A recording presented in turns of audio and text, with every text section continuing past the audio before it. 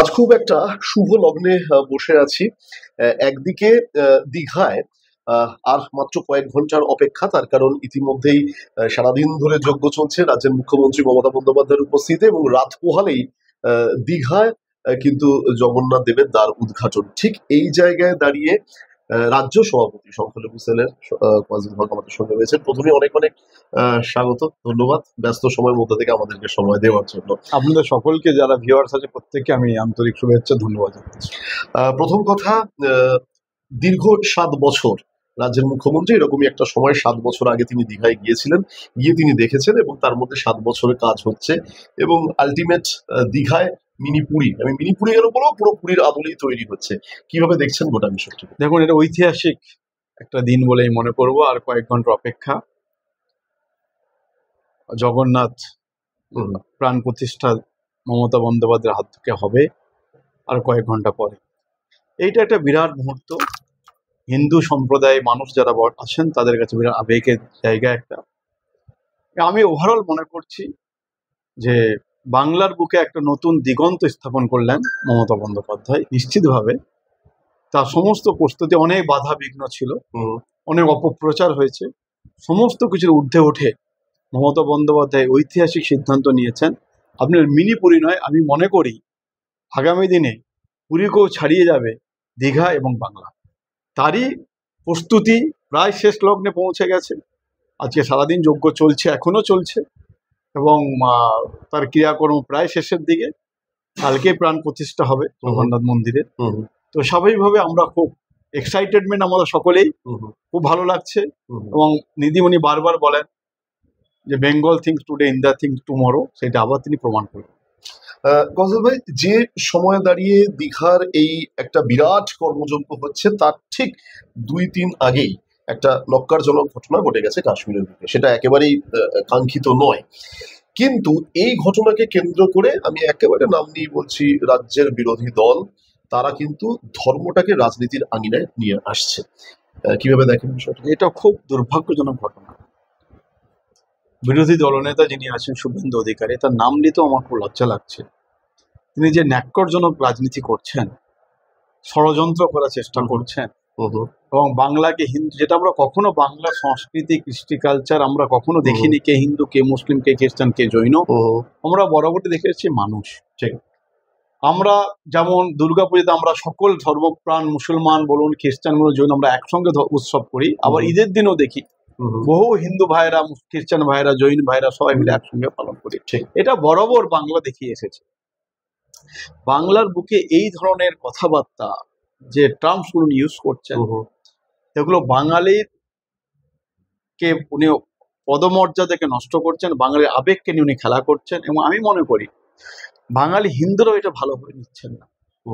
তিনি হিন্দুদের মন জয় করার চেষ্টা করছেন। তিনি বিশেষ করে আমার মনে হয় শীর্ষ নেতার কাছে ভালো বুটবুকে আসার চেষ্টা করছেন, লাইমলাইটে আসার চেষ্টা করছেন, কিন্তু এইভাবে কারণ বুটবুকেও আসা যায় না, লাইমলাইটও আসা যায় না। আপনি দেখে নেবেন, আমি আজকে ভবিষ্যৎবাণী করে দিয়ে যাচ্ছি, বিগত 6 মাস থেকে 1 বছরের মধ্যে একটা কথা আছে বাংলায়, না ঘাটকা না ঘাটকা, তিনি কোনো জায়গায় তার অস্তিত্ব থাকবে বলে আমার মনে করছি না।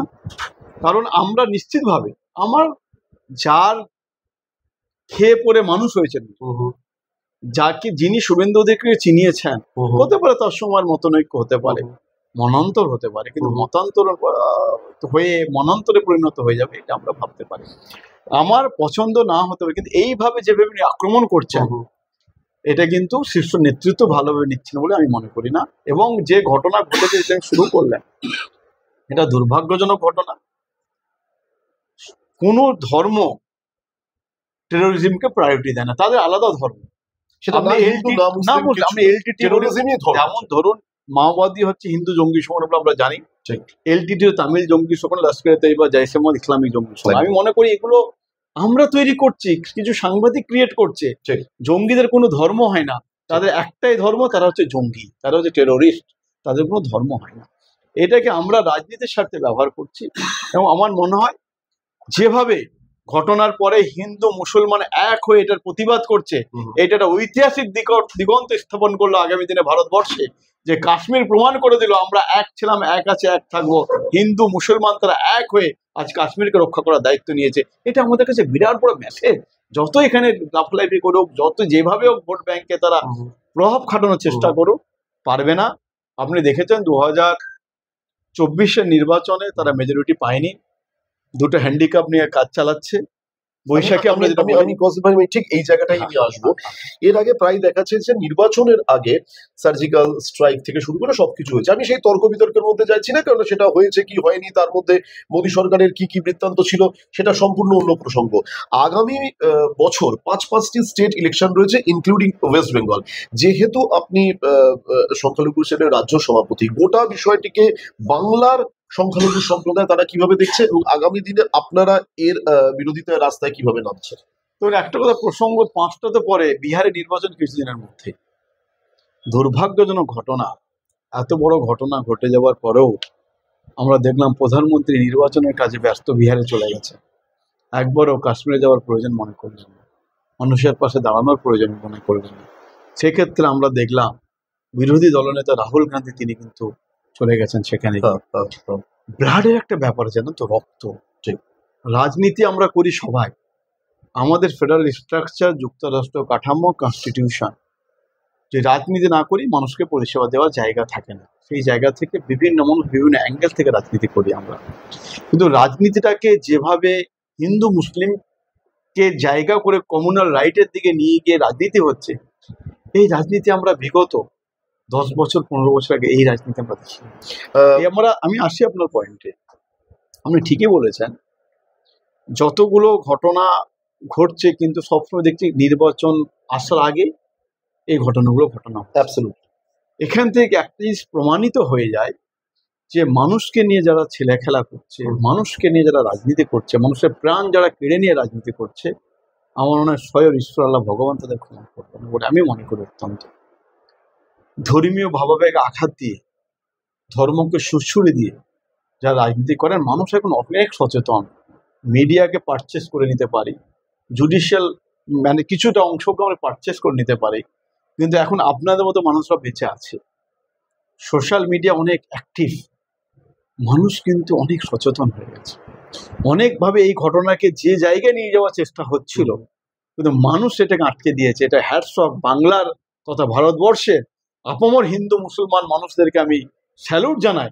তারা এই চক্রান্তকে রুখে দিয়ে যেভাবে একসঙ্গে কাঁধে কাঁধ মিলিয়ে পিরামিডের মতো দামড়ে দাঁড়িয়ে এটাকে রক্ষা করছে, এটাই প্রমাণ করে দেয় হাজার চেষ্টা করলো হিন্দু মুসলমানকে আলাদা করা যাবে না। কসল ভাই, একটা বিষয়ে না জিজ্ঞেস করে থাকতে পারছি না, তা হচ্ছে সাধারণতভাবে রাজ্যের ক্ষেত্রে ভোট রাজনীতির ক্ষেত্রে সরকার গঠন করার ক্ষেত্রে গ্রামীণ ভোট ব্যাংক অত্যন্ত গুরুত্বপূর্ণ একটা ফ্যাক্টর। আমি একেবারে চলে আসবো শিক্ষক দুর্নীতির জায়গায়, শিক্ষক নিয়োগের দুর্নীতির জায়গায়। সেটা খুব পরিষ্কার, কারা অযোগ্য এবং সেটা এখন অবশ্যই আদালতে বিচারাধীন। কিন্তু স্পেসিফিক্যালি একটা বিষয় যে এখানে তো প্রচুর যারা যোগ্য তারা আবার গ্রামীণ থেকেই তারা বিলং করছে।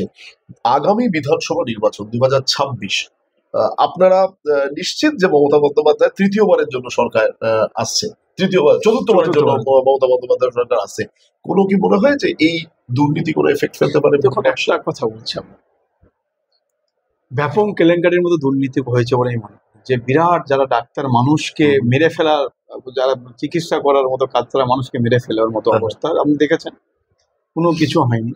আপনি দেখেছেন উত্তরপ্রদেশে এর থেকেও বড় দুর্নীতিতে চাকরির ক্ষেত্রে বহু লোকের চাকরি চলে গেছে, ত্রিপুরা পাশের রাজ্যে। কিন্তু আমি দেখতে পেয়েছি, আপনিও আমার সঙ্গে একমত হবেন আশা করি, মানবিক মুখ্যমন্ত্রী মমতা বন্দ্যোপাধ্যায় তিনি কিন্তু এখনো তাদের সঙ্গে আছেন, এবং তিনি গ্রুপ সি গ্রুপ ডি কে অলরেডি 20,000 এবং 25,000 টাকার ভাতাও ঘোষণা করে দিয়েছেন। তার মানে না, নেতাজি ইন্ডোরে নয়, সেটা তো উনি মিটিং করেছিলেন, যেটা কোনো মুখ্যমন্ত্রী সাহস করতে পারবে না এই সিচুয়েশনে তাদেরকে নিয়ে বসা। তিনি তো বসেছেন, তিনাকে আমি স্যালুট জানাই আমরা সবাই। গতকাল তিনি সবার সঙ্গে কথা বলে যারা যোগ্য তথাকথিত, আমরা জানি না কি আদালত, সেটা বিচারাধীন ব্যাপার, কে যোগ্য কে অযোগ্য সেটা বিচার করার মালিকের দায়িত্ব। কিন্তু একটা কোর্টের রায় দিয়েছে, আমরা রিভিউ পিটিশনে সরকার যাবে সেটা উনি ঘোষণা করেছেন। হচ্ছে। আবার প্রিভি পজিশনে কি হবে সেটা আমরা এখনো জানি না, কি রেজাল্ট আসবে। আমি সেই ব্যাপারে ঢুকতে চাইছি না, কারণ আদালতে আমি বলার এখতিয়ারও আমার মধ্যে পড়ে না। আমি এটুকু বলতে পারি, মমতা বন্দ্যোপাধ্যায় তিনি মানবিক মুখ্যমন্ত্রী আবার প্রমাণ করে দিয়েছেন যে যেভাবে কিছু মানুষ আমাদের এখানেকার অ্যাডভোকেট যারা আছেন, যে পার্টির হোক না কেন, মানুষকে নিয়ে তিনি বলেছিলেন যে যারা চাকরি পেয়েছে পাক, যারা পায়নি তাদেরকে আমি চাকরি করে দিও, সুপার নিউরলি পোস্ট তিনি চালু করেছেন। এবং সেই ক্ষেত্রেও তাদেরকে বাধা হয়ে দাঁড়িয়েছেন। কিছু মানুষ ইন্টেনশনালি এদের চাকরিগুলো খেয়েছে। মমতা ব্যানার্জি এদের সঙ্গে ছিলেন, আছেন, থাকবেন। এবং তিনি মানবিক মুখ্যমন্ত্রী আবার প্রমাণ করে দিলেন যে তোমরা চিন্তা করো না, যতক্ষণ না কোর্টের ফয়সলা না হচ্ছে, রিভিউ পিটিশনের ফয়সলা না হচ্ছে, ততদিন পর্যন্ত আমি তোমাদেরকে গ্রুপ সি গ্রুপ ডিদের ভাতার ব্যবস্থা করে তিনি তাদের সংসারকে বাঁচিয়ে দিয়েছেন। কারণ না হলে আমি দেখতে পারতাম বহু মানুষ হতো সুসাইডের পথ বেছে নিতেন, এবং সেটা আরো ভয়ঙ্কর হতো। তিনি নিজে দায়িত্ব নিয়ে ভাতার চালু করেছেন যাতে পরিবারগুলো রক্ষা পায়, তাদের যেন ওষুধের কোনো সমস্যা না হয়, ছেলেদের স্কুল ফিজের প্রবলেম না হয়, তিনি সবটাই দেখছেন এবং দায়িত্ব নিয়ে তিনি এইভাবে কাজ করছেন। আমরা মনে করি ত্রিপুরার মুখ্যমন্ত্রী এটা করতে পারেনি, উত্তরপ্রদেশের মুখ্যমন্ত্রী এটা করতে পারেনি, রাজস্থানের মুখ্যমন্ত্রী এটা করতে পারেননি, ভারতবর্ষের প্রধানমন্ত্রী যেটা করতে পারেননি সেটা মমতা বন্দ্যোপাধ্যায় করে দেখিয়ে দিয়েছেন। বাপের বেটি, তিনি আবার প্রমাণ করে দিয়েছেন আমি সবার আগে মানুষের জন্য আছি। পার্টির ঊর্ধ্বে মানুষ, দলের ঊর্ধ্বে মানুষ, ধর্মীয় প্রতিষ্ঠানের ঊর্ধ্বে মানুষ, মানুষের সঙ্গে আমি ছিলাম, আছে, আগামী দিনও থাকবো, সেটা আবার তিনি প্রমাণ করেন। শেষ প্রশ্ন, যেহেতু আপনি সংখ্যালঘু সেলটাকে দেখছেন, পশ্চিমবঙ্গের রাজ্য সভাপতি, নতুন মুখ নিয়ে, নতুন ইয়ং ব্রিগেড নিয়ে কি চিন্তা ভাবনা? দেখুন, স্বাভাবিকভাবে নতুন পুরোনোর থেকে তো নতুন শিখবে, নতুন তো শিখতে পারে না কেউ, মায়ের পেট থেকে আমরা শিখে আসি না। নতুনদের রাজনীতিতে ডেভিউট হচ্ছে সম্পূর্ণভাবে, যারা আমাদের থেকে অনেক অভিজ্ঞতা সম্পন্ন বহুদিন থেকে রাজনীতি করছেন তাদের থেকে অনেক কিছু শেখার আছে আমাদের। তো স্বাভাবিকভাবে নতুন পুরনোর কোনো ব্যাপার নয়, আমরা সবাই মমতা বন্দ্যোপাধ্যায়ের অনুগত। তৃণমূলে একটাই দল, একটাই, দুটো ভাগ নেই, কোনো ভাগের প্রশ্নই নেই। আমরা একটা, আমরা সকলে মমতা বন্দ্যোপাধ্যায়ের অনুসারী, তার অনুগামী। মমতা বন্দ্যোপাধ্যায়কে রাজনীতি করা, তিনি যেভাবে আমাদের শিখিয়ে পড়িয়ে দিচ্ছেন, তিনি যেভাবে আমাদের চলতে বলছেন, আমরা খুব সৌভাগ্যবান এরকম একটা নেত্রী পেয়েছি।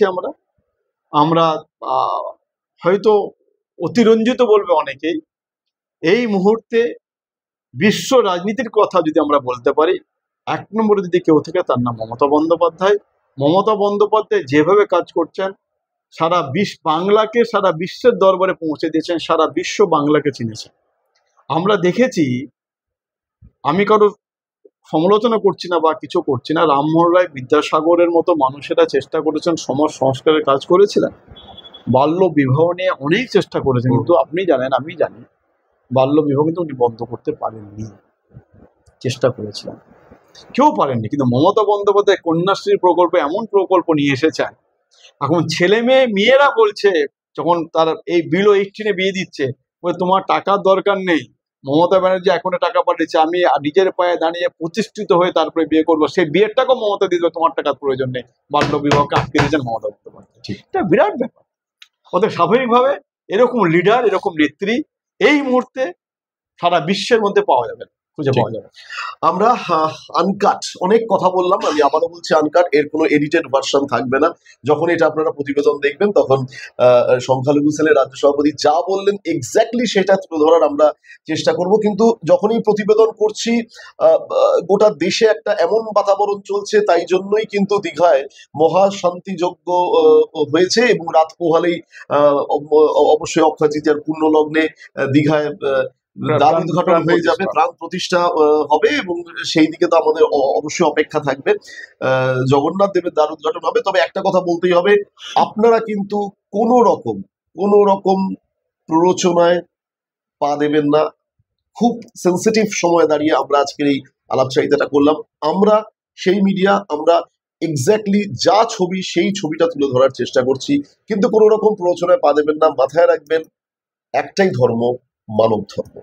অনেক ধন্যবাদ সময় দেওয়ার জন্য, অনেক ধন্যবাদ আপনাদের আমাদের সঙ্গে থাকার জন্য।